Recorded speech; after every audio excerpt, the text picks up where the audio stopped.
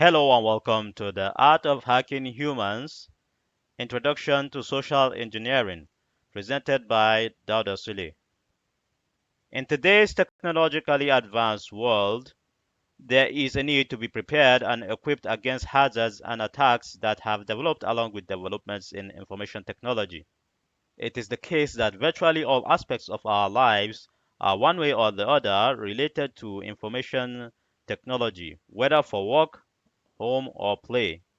We are mostly always using a digital device or platform or the other at any point in time. And these devices and platforms are susceptible to attacks by malicious individuals or organizations or any other malicious actor. The first step to becoming secure against threats is to know that such threats actually exist and then to know how they come about, which can then enable you to take action to mitigate against them occurring. That's to mitigate against them before they occur. Hence, there is a need for information security awareness. Welcome to the first lecture in this course, The Art of Hacking Humans Introduction to Social Engineering. The weakest link in the information security chain is the human factor. Your security is as strong as your weakest link.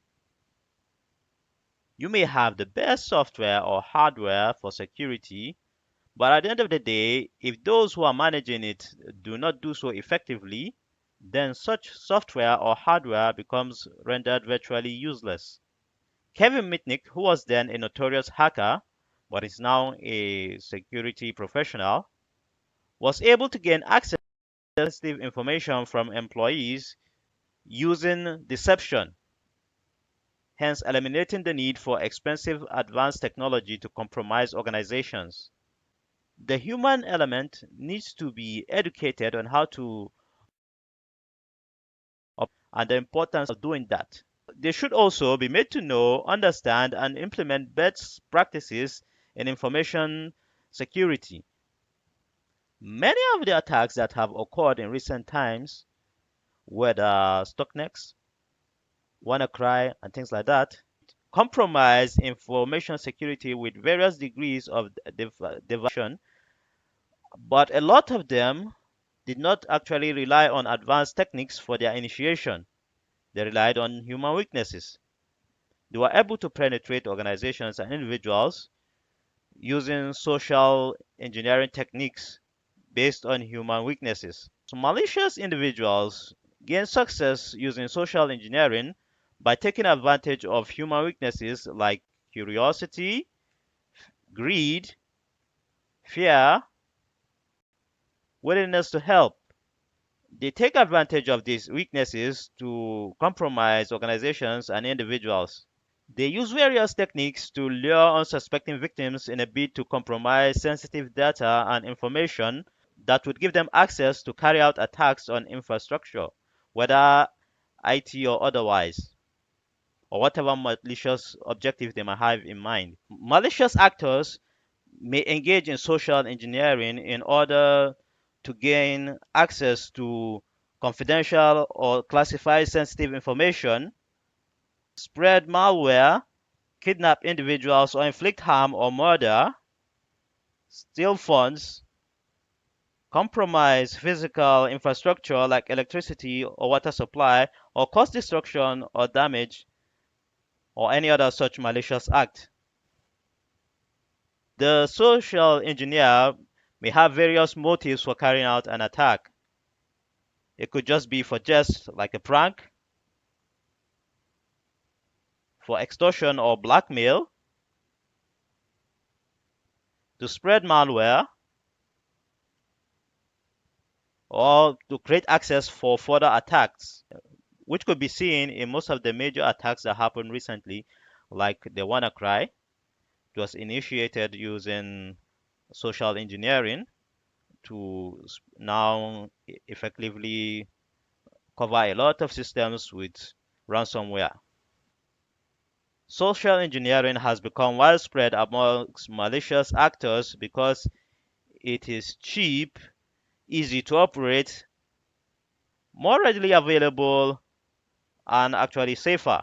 So a malicious attacker does not need to know complicated coding or programming to carry out an attack, nor does he need to have expensive hardware or software to carry out an attack. What's more, human gullibility is actually readily available and only requires a little patience to get victims to fall for social engineering attacks. And social engineers are quite patient.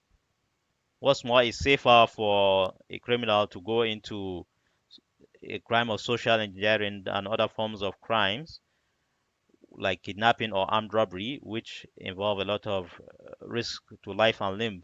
So to make money, a criminal doesn't have to engage in an arduous task of arming himself and trying to get past security operatives and law enforcement agencies. And what's more, if he's caught, the sentences might not be as severe as when he used arms to achieve his goal. And also, entities like governments or criminal organizations, terrorist organizations, also find it easier to use social engineering rather than putting lives of their agents at risk. And also, the agents might be caught and they might spill the beans, exposing who their sponsors or organizations are. So, summarily, social engineering is the use of persuasion to get another person to do something, especially something they would not ordinarily do if you ask for it directly, and is used by malicious individuals to achieve their malicious goals.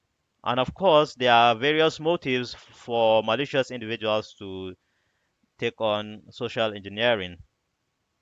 And it's mostly adopted because it's easier, cheaper, and safer. So that brings us to the end of the first lecture. See you in the next lecture.